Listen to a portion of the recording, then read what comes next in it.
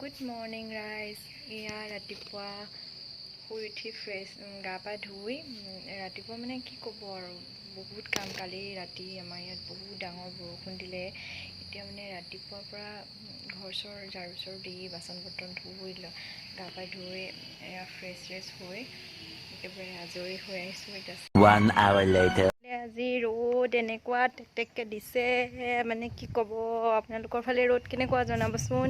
ৰাতিপুৱাৰ পৰা ইমান বৰষুণ আছিলে, কিন্তু এতিয়া মানে পটককৈ ইমান ৰ'দ দিছে। এয়া ৰ'দৰ পৰা থাকিব পৰা নাই গৰমত। মোৰ ল'ৰা একদম কান্দিছে। অকণমান বাহিৰলৈ উলিয়াই আনিছোঁ। আমাৰ মানে ঘৰৰ পৰা একদম পথাৰখন কাষতে। ইয়াৰফালে আমাৰ চাৰিওফালে পথাৰ। এইকেইটা মানে হয় গোটেই এতিয়া চবৰে মাটিবোৰ ৰুইছে যে, সেইকাৰণে আমাৰ সেই হাঁহকেইটা মানে এইখিনিতে এনেকৈ বান্ধি থোৱা হয় আৰু। এজোপা আমলখি গছ। এইখন জেগাকণ মানে বৰ ভাল লাগে আৰু। ল'ৰায়ো এইফালে ওলাই আহি মানে বৰ বেছি ভাল পায়, সেইকাৰণে অকণমান উলিয়াই আনিছোঁ বাহিৰলৈ বুলি। গৰমত ভিতৰত মানে থাকি বৰ অশান্তি কৰেহি। তাৰপৰা আমাৰ গাঁৱলীয়া পৰিৱেশ, গাঁৱত ঘৰ। মোৰ মা ঘৰ বাৰু টাউনতে দেই।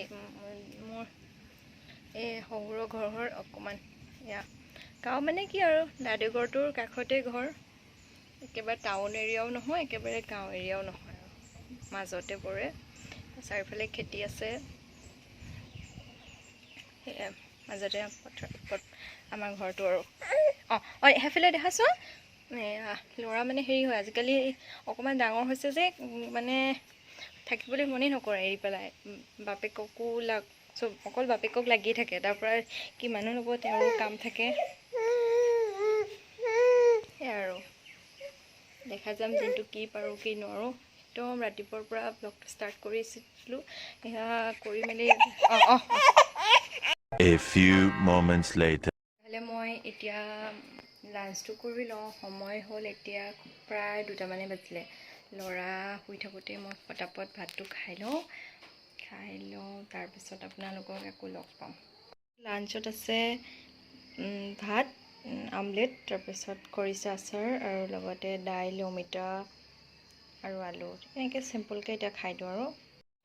এতিয়া ভাত পানী খাই আজৰি হ'লোঁ আৰু। আজৰি হৈ অকণমান ল'ৰাৰ লগতে শুওঁ বুলি আহিছোঁ বিচনালৈকে। ল'ৰা মানে সেই পানী খাবলৈ লাগে, তাৰ উৎপাত। তাৰপৰা পানী অকণমান বটলটো ভৰাই দিছোঁ। তাৰপৰা সি খাইছেও খেলিছেও আৰু এইখনকে কৰি আছে। নাপায়। তাৰপিছতে এতিয়া ল'ৰাৰ 5 মাহ চলি আছে।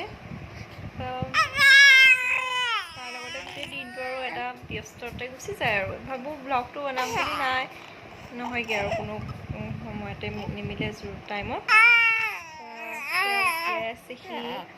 আজি বহুত বেছি ৰ'দো দিছে। আজি ভাবিছোঁ অকণমান ওলাইও যাম। দেউতাকক কৈছোঁ, তেওঁ অফিচৰ পৰা অহাৰ পিছত অকণমান ওলাই যাম। আমাৰ মানে হাতীগড়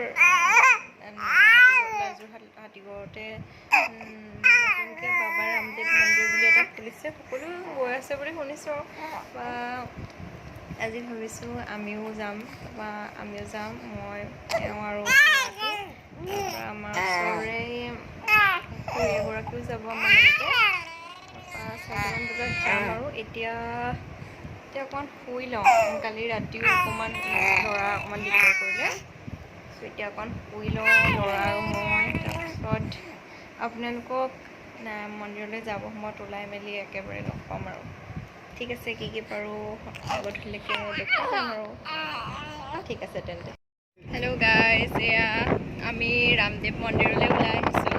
এতিয়া 5টা বাজিলে আৰু। অথনি যে কৈছিলোঁ এফালে যাম বুলি, মই আহিছোঁ, মোৰ হাজবেণ্ড আহিছে আৰু ল'ৰাই আহিছে। আৰু ওচৰৰে খুৰীহঁত আছে, তেওঁলোকক লৈ ল'বগৈ লাগিব। তাৰপিছত কি পাৰোঁ আৰু দেখাই যাম। যিহেতু কেঁচুৱাও আছে, অকণমান অসুবিধাও হয়।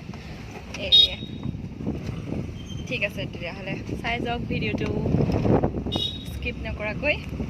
যি পাৰোঁ আৰু সকলোবোৰ দেখাই যাম। আমি আহি পেলাই ৰামদেৱ মন্দিৰ পাই গ'লোহি। ভালুকক কি পাৰোঁ সৰু বহি দিম এয়া ৰামদেৱ মন্দিৰৰ কিছু দৃশ্যাংশ আপোনালোকৰ আগত আগবঢ়াইছোঁ। এয়া মন্দিৰৰ ভিতৰ ভাগ এনেকৈ ধৰণৰ আছে, দেখিবলৈ মানে বিৰাটেই ধুনীয়া। এয়া ওপৰৰ অংশ উঠাই পেলাই এয়া খুৰা এয়া ছোৱালীজনী তেওঁলোকৰ বা এয়া এতিয়া আমি আৰু ঘৰলৈ যাওঁগৈ বুলি ভাবিছোঁ। সন্ধিয়াও হৈ আহিছে, যিহেতু কেঁচুৱাও আছে। গেষ্ট হাউচ আছে। এয়া আমি ওলাই আহিছোঁ বাহিৰলৈ, মানে ঘৰলৈ আহোঁ বুলি ওলাই আহিছোঁ আৰু। তাৰপিছত সেয়া ঠিক আছে, তেতিয়াহ'লে মোৰ চেনেলটো লাইক কৰিব, শ্বেয়াৰ কৰিব, ছাবস্ক্ৰাইব কৰিব, ভিডিঅ'টো চাই যদি ভাল পালে।